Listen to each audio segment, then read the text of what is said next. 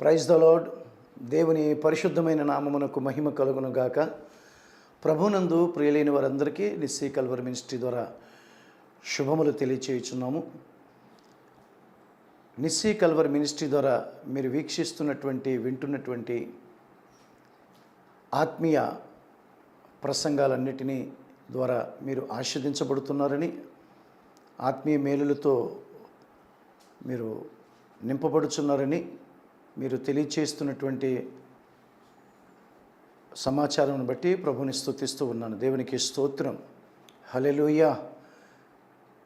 ప్రియమైన వర్లరా, ఈ పూట వాక్య ధ్యానానికి పరిశుద్ధాత్మ దేవుడు సిద్ధపరిచినటువంటి వాక్యాన్ని ధ్యానించి, వాక్యము దేవుని యొద్ద ఉండెను, దేవుడే వాక్యమై ఉండెను కనుక వాక్యమును వినేటప్పుడు బహుశ్రద్ధగా, ఏ విధమైనటువంటి నిర్లక్ష్యము లేకుండా బహుశ్రద్ధగా వాక్యాన్ని వీక్షించాలని, వినాలని ప్రభు పేరట తెలియపరుస్తున్నాను. దేవునికి స్తోత్రం.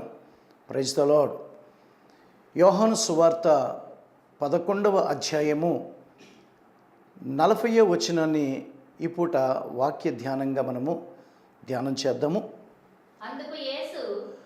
అందుకు యేసు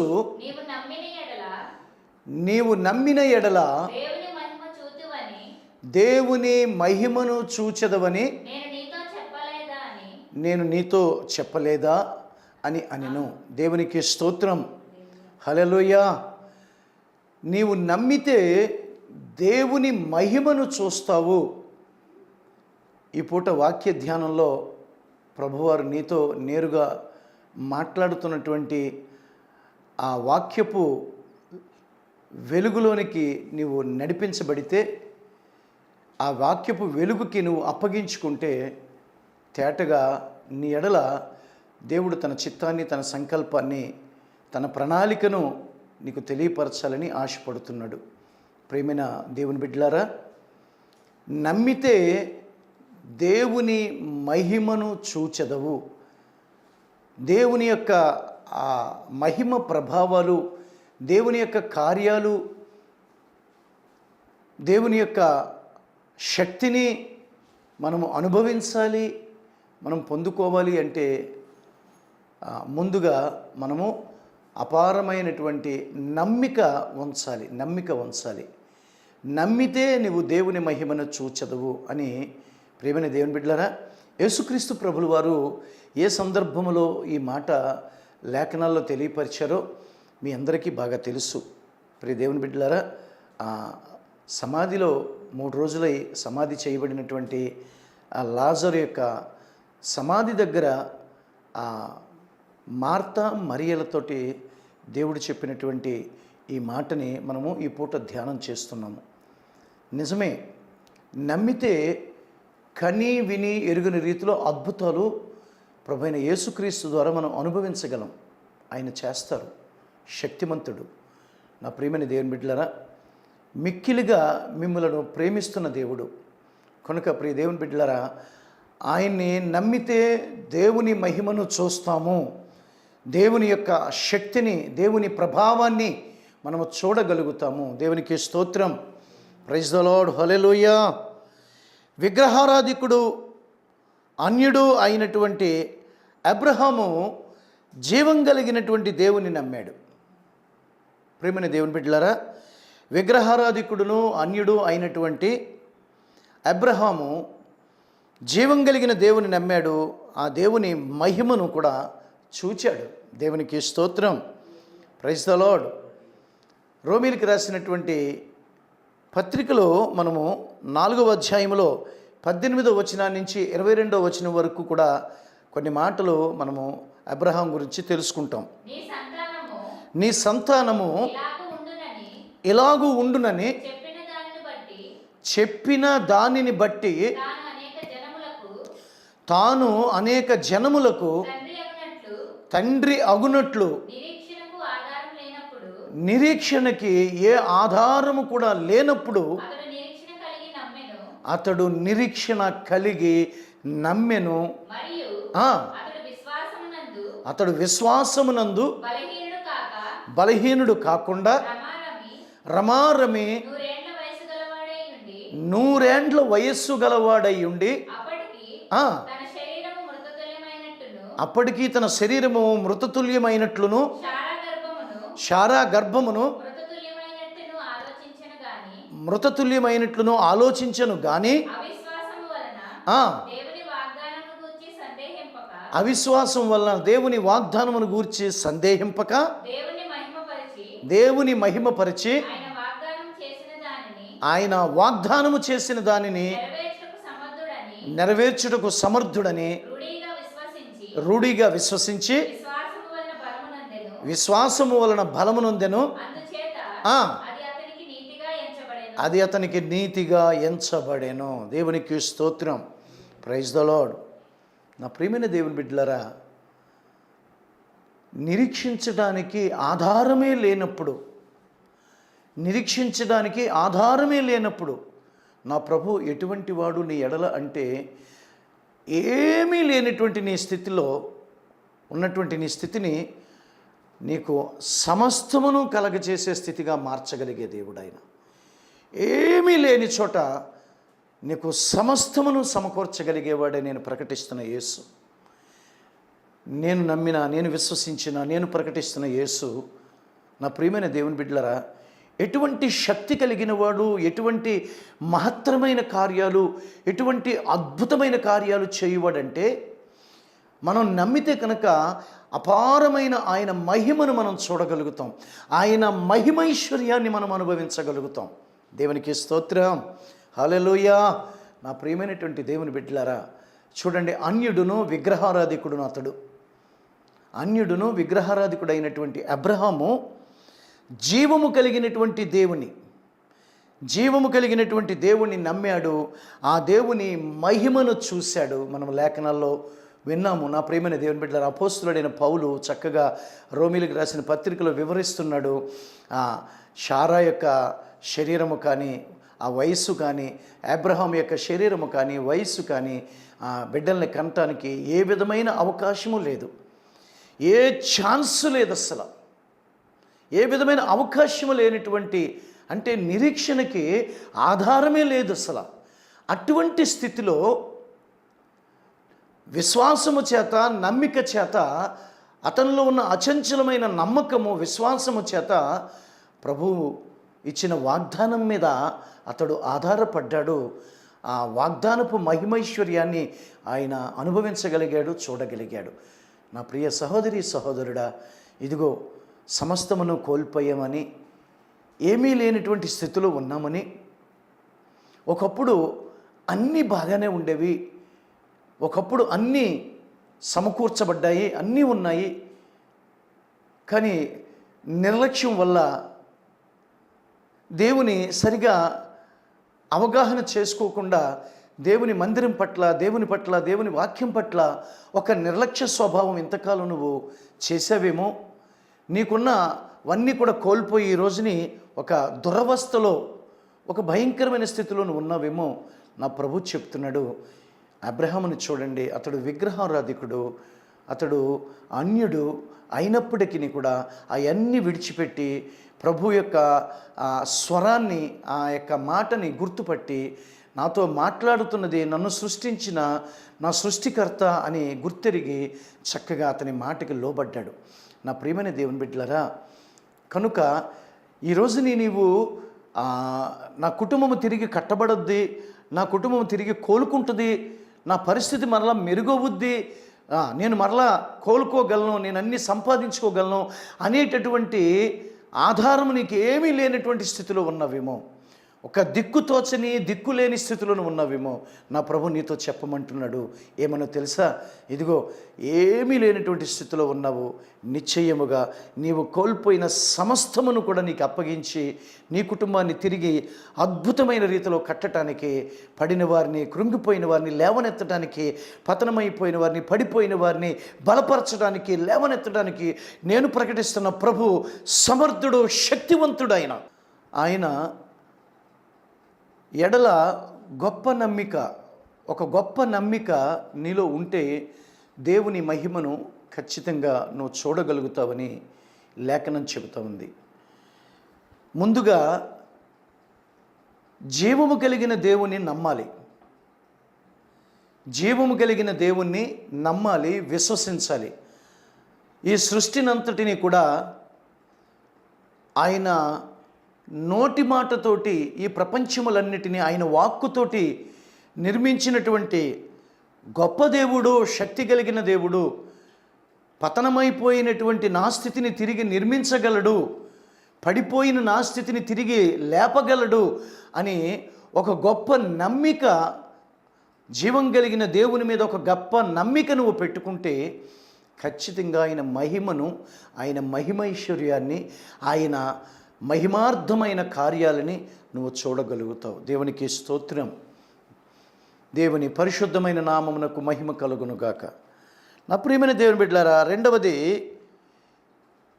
జీవము గల దేవుని మందిరాన్ని నమ్మాలి. జీవము కలిగిన దేవుని మందిరాన్ని నమ్మాలి. ముందుగా జీవము కలిగిన దేవుని నమ్మాలి. అలా నమ్మినటువంటి అబ్రహాము స్థితి ఏ విధంగా, నిరీక్షణకి ఏ ఆధారము లేదు, అతని భార్య వయస్సు కానీ, అతని వయస్సు కానీ బిడ్డలను కనటానికి ఏమాత్రము అది అవకాశం లేనటువంటిది. అటువంటి స్థితిలో, అసాధ్యమైనటువంటి స్థితిలో దేవుడు ఒక గొప్ప సుసాధ్యాన్ని వారి పట్ల చేసి చూపించాడు. నమ్మాడు. అదే మన వాక్యాన్ని మనం విన్నాము. నమ్మాడు. అబ్రహాము జీవం కలిగిన దేవుని నమ్మాడు. ముందుగా దేవుణ్ణి నమ్మాలి. రెండవది జీవం కలిగిన దేవుని మందిరాన్ని నమ్మాలి. జీవం కలిగినటువంటి దేవుని మందిరాన్ని కూడా నమ్మాలి. జీవము కలిగిన దేవుని మందిరము. ఆ మందిరములో దేవుని జీవం ఉండాలి. ఆ మందిరములో దేవుని తేజస్సు నివసించాలి, దేవుని ఆత్మ నివసించాలి. ఇది నేను కోరుకున్న స్థానము, ఇక్కడనే నేను నివసించెదను అనే మాట ఆ మందిరం పట్ల నెరవేర్చబడేటటువంటి మందిరం అయి ఉండాలి. రెండవది, నీవు మందిరాన్ని నమ్మాలి. చదువుదాము. హగ్గయ్య పుస్తకం నుంచి, ప్రవచన గ్రంథంలో నుంచి 2వ అధ్యాయము 9వ వచనాన్ని చదువుదాం. ఈ కడవరి మందిరము యొక్క మహిమ మునుపటి మందిరము యొక్క మహిమను మించునని సైన్యములకు అధిపతియగు యెహోవా సెలవిచ్చుచున్నాడు. ఈ స్థలమందు నేను సమాధానమును నిలుప అనుగ్రహించెదను. ఇదే సైన్యములకు అధిపతియగు యెహోవా వాక్కు అని మనము లేఖనంలో నుంచి వింటున్నాం. ప్రియ సహోదరి సహోదరుడా, మందిరాన్ని నమ్మాలి. రెండవదిగా, మందిరం యొక్క సమృద్ధి చేత వారు తృప్తి చెందెదరు అని కీర్తన గ్రంథంలో రాయబడిన మాట జ్ఞాపకానికి తెచ్చుకుందాం ఈ పూట. మందిరం యొక్క సమృద్ధి చేత వారిని తృప్తిపరచదువు, ఆనంద ప్రవాహములోనిది వారి చేత నీవు త్రాగించదవు అని కీర్తనల గ్రంథంలో రాయబడినట్లుగా ఆ మందిరాన్ని నమ్మాలి. ఆ మందిరం ఎటువంటిది అయి ఉండాలంటే మునుపటి మందిరము కన్నా ఈ కడవరి మందిరము ఈ క్రొత్త నిబంధనలో అపోస్తుల ద్వారా, అపోస్తుల పరిచర్య ద్వారా ఏర్పరచబడినటువంటి మందిరము. ఆ మునుపటి మందిరము కన్నా ఈ కడవరి మందిరములో ఆయన తేజస్సు మరింత అధికముగా ఉన్నట్లుగా, అధికమైన తేజస్సు ఉన్నట్లుగా చూస్తున్నాము. అపోస్తుల పరిచర్య చేసే మందిరములో ఆ దేవుని తేజస్సు మునుపటి మందిరము కన్నా అత్యధికముగా ఉంటుంది అనేటటువంటి ఒక గొప్ప సంగతి నీవు గుర్తిరగాలి ప్రియ సహోదరి సహోదరుడా.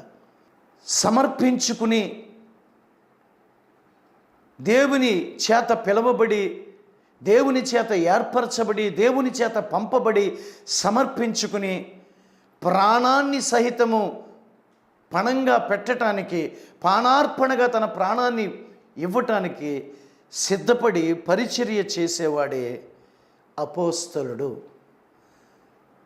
ధనమును సంపాదించి కోటీశ్వరులు, మిలియనీర్స్ అవ్వాలనేటటువంటి ఉద్దేశము అపోస్తలకు ఉండదు. ధన సంపాదనే ముఖ్యము.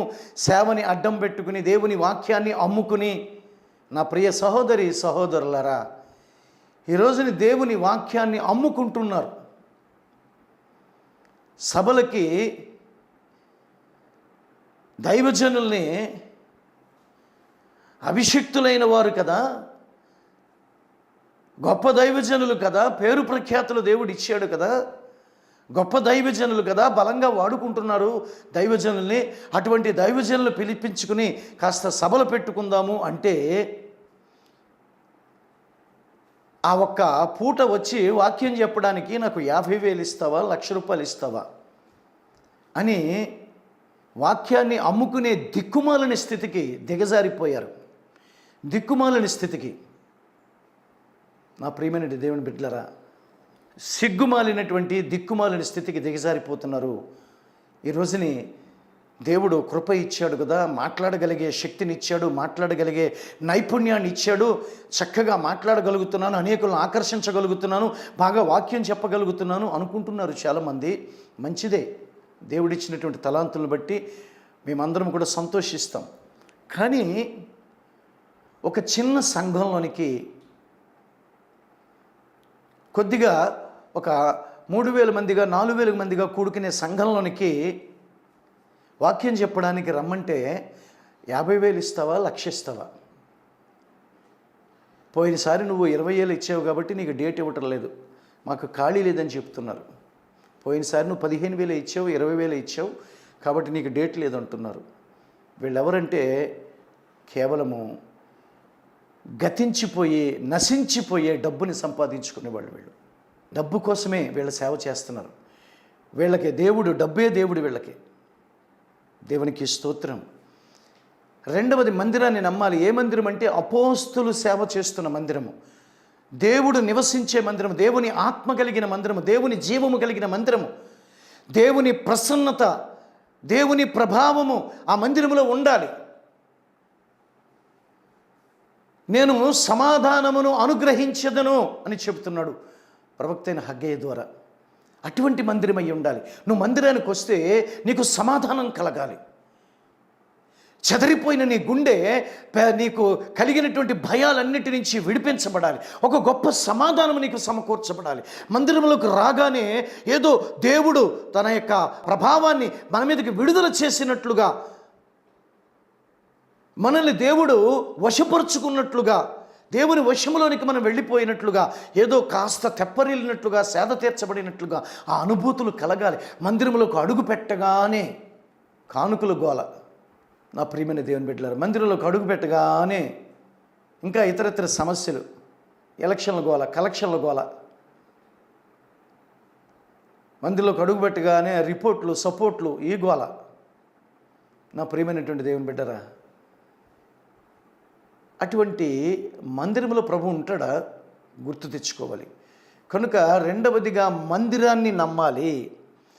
జీవము కలిగిన దేవుని మందిరం ఎక్కడుందో నువ్వు వెతుక్కుని ఆ మందిరం దగ్గరికి, ఆ మందిరాన్ని నమ్మి ఆ మందిరం దగ్గరికి వెళ్ళాలి. నా ప్రియమైనటువంటి దేవుని బిడ్డలారా, యెషయా ప్రవచన గ్రంథంలో 56వ అధ్యాయంలో 7వ వచనాన్ని మనం చూస్తే, నా ప్రార్థన మందిరములో వారిని ఆనందింప చేసేదను, వారు చేసే ప్రతి ప్రార్థన బలులను అంగీకారములగును. దేవునికి స్తోత్రం, హల్లెలూయా. నీ ప్రార్థన, నీ సమర్పణ, నువ్వు ఇచ్చేటటువంటి ప్రతి సమర్పణలు దేవునికి అంగీకారం అవ్వాలి. నీ ప్రార్థన అంగీకారం అవ్వాలి, నీ భక్తి అంగీకారం అవ్వాలి, నీ ఆరాధన అంగీకారం అవ్వాలి, నీకున్నటువంటి ఆ నిష్ఠ, నీకున్నటువంటి ఆ భక్తి అంగీకారం అవ్వాలి. నా ప్రార్థన మందిరములో వారిని నేను ఆనందింపచేసేదను. సమస్త జనులకును నా మందిరము ప్రార్థన మందిరం అనబడును. అది మందిరాన్ని నమ్మాలి. మందిరాన్ని నమ్మితే మందిర సమృద్ధితోటి నిన్ను తృప్తిపరిచి పంపిస్తాడు. ఆ మందిరములో ఉన్నటువంటి ఆనంద ప్రవాహము, ఆ మందిరములో ప్రవహిస్తున్నటువంటి దేవుని ఆత్మ, ఆ మందిరములో ప్రవహిస్తున్నటువంటి దేవుని కృప, ఆ మందిరములో ప్రవహిస్తున్నటువంటి ఆ దేవుని ఆశీర్వాదాలు, దీవెనలు, ఆ మందిరములో ప్రవహిస్తున్నటువంటి ఆ ఆనంద ప్రవాహములోనిది నీ చేత త్రాగనిస్తాడు, నీకు త్రాగటానికి ఇస్తాడు. నీవు సంతృప్తి చెందుతావు.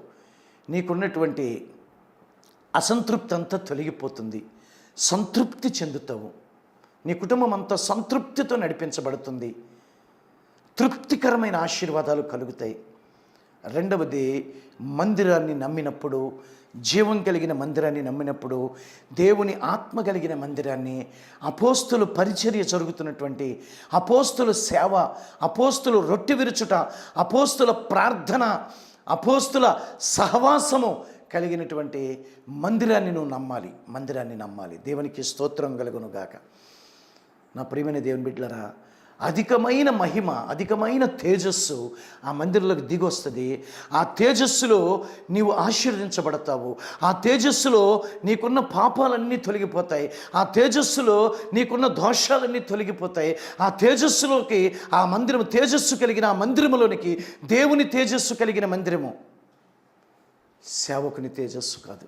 ఈరోజు నీ సేవకుడిని వెంబడిస్తున్నారు. సేవకుడిని నమ్మాలి.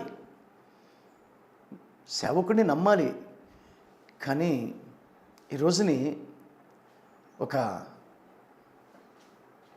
ఫేమస్ అయిన సినిమా యాక్టర్ని, ఒక ఫేమస్ అయిన క్రికెటర్ని, ఒక ఫేమస్ వ్యక్తిని వెంబడిస్తున్నట్లుగా ఈరోజుని కార్పొరేట్ సేవకులు అంట. పేరు కార్పొరేట్ సేవకులు. వీరు దేవుని రాజ్యాన్ని కట్టేవారా, లేకపోతే వీరు కోట్ల కొలది ధనమును సంపాదించుకుంటూ ఖరీదైన బంగళాల్లోని, ఖరీదైన కారుల్లో తిరుగుతూ కేవలం ఆటోగ్రఫీకి మాత్రమే కేటాయించబడినటువంటి సేవకులుగా మన కళ్ళ ఎదుట కనపడుతున్నాయి. వాళ్ళ క్రియలు దేవుని బిడ్డల ద్వారా, దేవుని బిడ్డలు ఇచ్చినటువంటి ధనాన్ని ఏ విధంగా అనుభవిస్తున్నారో, ఎంత లగ్జరియస్ లైఫ్ని వారు అనుభవిస్తున్నారో. అపోస్తుల దగ్గర వెండి బంగారాలు లేవు. మా దగ్గర కలిగి ఉన్నటువంటి యేసు నామములో నీకు స్వస్థత కలుగునుగాక అన్నారు శృంగారం అనే దేవాలయం దగ్గర. నా ప్రియమైన దేవుని బిడ్డలారా, రెండవదిగా మందిరాన్ని నమ్మాలి. దేవుని తేజస్సు నివసిస్తున్న మందిరాన్ని నమ్మాలి. దేవుని జీవము కలిగిన మందిరాన్ని నమ్మాలి. అపోస్తులు సేవ చేస్తున్న మందిరాన్ని నమ్మాలి. అపోస్తులు పరిచర్య చేస్తున్న మందిరాన్ని నమ్మాలి. దేవునికి స్తోత్రం కలుగునుగాక. అందులో సమాధానము కలుగుతుంది. దేవుడు నిన్ను ఆనందింపచేస్తాడు. అంటే నీ దుఃఖాన్ని కొట్టివేస్తాడు. నీకు కలిగిన మనోవేదన, నీకు కలిగిన విచారము, నీకు కలిగిన దుఃఖము, నీకు కలిగిన బాధ అన్నిటినీ కొట్టివేసి నీకు ఆనందాన్ని కలగచేస్తాడు మందిరంలో. రెండవదిగా మందిరాన్ని నమ్మాలి. నా ప్రియమైనటువంటి దేవుని బిడ్డలారా, మూడవ విషయానికి వస్తే, జీవము కలిగిన దేవుని వాక్యాన్ని నమ్మాలి. దేవునికి స్తోత్రం. హల్లెలూయా. నా ప్రియమైనటువంటి దేవుని బిడ్డలారా, ఒకటి జీవము కలిగిన దేవుని నమ్మాలి, రెండవది జీవం కలిగిన దేవుని మందిరాన్ని నమ్మాలి, మూడవది జీవము గల దేవుని వాక్యాన్ని నమ్మాలి. దేవునికి స్తోత్రం. హల్లెలూయా. ప్రకటించబడుతున్న వాక్యంలో జీవం ఉండాలి, జీవం ఉండాలి. నా ప్రియమైన సహోదరి సహోదరులారా, ప్రకటించబడుతున్న వాక్యములో సత్యం ఉండాలి, ప్రకటించబడుతున్న వాక్యములో జీవం ఉండాలి. జీవము కలిగినటువంటి, సత్యము కలిగినటువంటి, శక్తి కలిగినటువంటి వాక్యాన్ని నమ్మాలి. స్తోత్రం. Praise the lord. యెహెజ్కేలు గ్రంథంలో నుంచి 43వ అధ్యాయము 5-6 వచనాలు చదువుదాము. ఆత్మ నన్ను ఎత్తి లోపటి ఆవరణలోనికి తీసుకొని రాగా యెహోవా తేజో మహిమతో మందిరము నిండి ఉండెను. మందిరములో నుండి నాకు శబ్దము వినపడెను. దేవునికి స్తోత్రం. దేవుడు నీతో మాట్లాడినటువంటి ఆ ఫీలింగ్ నీకు కలగాలి. స్పష్టముగా నీతో దేవుడు మాట్లాడినటువంటి ఆ అనుభూతి నువ్వు చెందాలి. అది జీవము కలిగిన దేవుని వాక్యము. అది దేవుని వద్ద నుంచి పంపబడిన వాక్యము. ఏవో కొన్ని సొంత మాటలు, ఏవో కొన్ని లేఖనంలో మాటలు, కొన్ని మాటలను పట్టుకుని వచ్చి ఏదో హడావిడిగా మాకు 4 ఆరాధనలు ఉన్నాయి, 8 ఆరాధనలు ఉన్నాయి, 12 ఆరాధనలు ఉన్నాయని చెప్పుకుని ప్రజల్ని మభ్యపెట్టేటట్లుగా, నా ప్రియమైన దేవుని బిడ్డలారా, వాక్యమును నువ్వు వింటున్నప్పుడు మందిరంలో కూర్చుని దైవజనుని దేవుడు తన వశంలోనికి తీసుకుని దైవజనుని ముఖాంతరం మీదుగా దైవజనుని యొక్క ఇచ్చినటువంటి ఆత్మలో కొన్ని పాళ్ళు ఆత్మ తన ప్రజల మీదకి వెళ్ళినట్లుగా ఒక అద్భుతమైన అనుభూతి, దేవుని వాక్యము నిన్ను తాకుతూ ఉంటే ఒక అద్భుతమైన అనుభూతి నీకు కలగాలి. ఆ ఫీలింగ్, దేవుడే నేరుగా ఆ జీవం కలిగిన దేవుడు నాతో మాట్లాడుతున్నాడు అని ఒక ఫీలింగ్ నీకు కలగాలి.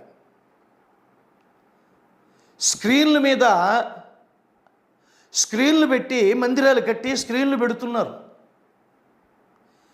స్క్రీన్లు పెడితే నువ్వు స్క్రీన్ మీద నువ్వు ఆర్టిఫిషియల్గానే నువ్వు వాక్యాన్ని వింటావు, కానీ దేవుని యొక్క సహజ సిద్ధమైన ఆ దేవుడు సిద్ధపరిచినటువంటి ఆ జీవము కలిగిన మాటలు నువ్వు వినలేవు. ఆ మందిరంలోకి వెళ్ళినప్పుడు ఆ దేవుని సేవకుని మరుగుపరిచి ప్రభువారు సేవకుని యొక్క ముఖాంతరం మీదుగా మాట్లాడే మాటకిని స్క్రీనుల మీద ఉండి వినే మాటలకిని చాలా వ్యత్యాసం ఉంది, చాలా వ్యత్యాసం ఉంది. ఎంతటి వ్యత్యాసం అంటే అది అనుభవించిన వాళ్ళకి తెలుస్తుంది అంతే. జీవం కలిగిన మందిరాన్ని నమ్మాలి, జీవం కలిగినటువంటి వాక్యాన్ని నమ్మాలి. జీవం కలిగిన వాక్యము. యోహాను సువార్త 1వ అధ్యాయము 1వ వచనాన్ని చదువుదాం. ఆదియందు వాక్యముండెను, వాక్యము దేవుని యొద్ద ఉండెను, వాక్యము దేవుడై ఉండెను. దేవుడై ఉన్నటువంటి వాక్యము తను ఏర్పరచుకున్న సేవకుని ద్వారా నేరుగా పాళెములో ఉన్న ప్రజలతో మాట్లాడాడు మోషే. మధ్యలో మరలా ఏమీ స్క్రీన్లు అవి పెట్టలేదు, మధ్యలో మరలా స్క్రీన్లు పెట్టలేదు, లేకపోతే మరొక ఎలక్ట్రానిక్ మీడియాని పెట్టలేదు. పాళెములో ఉన్న ప్రజలతోటి మోషే ముఖాంతరం మీదుగా నేరుగా ప్రభు మాట్లాడాడు. సినాయి పర్వతం మీదకి దిగివచ్చి, ఆ హోరేబు పర్వతం మీదకి దిగివచ్చి, అనగా మందిరములో ఉన్నటువంటి ఆ బలిపీఠము, మందిరములో ఉన్నటువంటి ఆ బలిపీఠమే ఒక సినాయి పర్వతం, ఒక హోరేబు పర్వతముగా దేవుడు చేసుకుని అక్కడికి దిగుతాడు. దేవుడు దిగి వస్తాడు సేవకుల్లోనికి. సేవకుని ముఖాంతరం మీదుగా వచ్చే వాక్యములో శక్తి ఉంటుంది. అది అనుభవించిన వాళ్ళకి తెలుస్తుంది. దేవుని ముఖాంతరం మీదుగా, ఆ సేవకుని ముఖాంతరం మీదుగా దేవుని దగ్గర నుంచి, ఆ పరలోకం నుంచి పంపిన వాక్కుకిని, స్క్రీన్ల మీద వినే వాక్యాలకి చాలా తేడా ఉంటుంది. ఆర్టిఫిషియాలిటీని అనుభవిస్తావు నీవు. సహజ సిద్ధమైన దేవుని యొక్క ప్రసన్నతని, ఆ దేవుని ప్రసన్నతను నువ్వు అనుభవించలేవు. ఆ వాక్యపు ప్రసన్నతను నువ్వు అనుభవించలేవు. స్క్రీన్ మీద వాక్యము you feel like A artificial. నా ప్రియమైనటువంటి దేవుని బిడ్డలారా, వాటి ద్వారా ఏ రకమైన ఆశీర్వాదం కలగదు, ఏ రకమైన దీవెన కలగదు. తలలు వంచండి, ప్రార్థన చేసుకుందాం. పరిశుద్ధ ప్రేమ స్వరూపినికి స్తోత్రమయ్యా తండ్రి. నాయన, ఇంతవరకు దైవ సేవకులు చెప్పిన వాక్యం నిమిత్తం ప్రతి ఒక్కరి హృదయంలో తండ్రి వాక్యం ధ్యానించుకుంటూ ఆ వాక్యానుసారం ప్రతి ఒక్కరూ నడవటానికి కృప చూపమని అడుగుచున్నాను. వాక్యం ప్రతి ఒక్కరి జీవితంలో దేవా తండ్రి వాక్యానుసారంగా ప్రతి ఒక్కరూ నడవటానికి కృప చూపి సహాయం దయచేయమని యేసు నామములో అడిగి వేడి పొంది ఉన్నాము తండ్రి.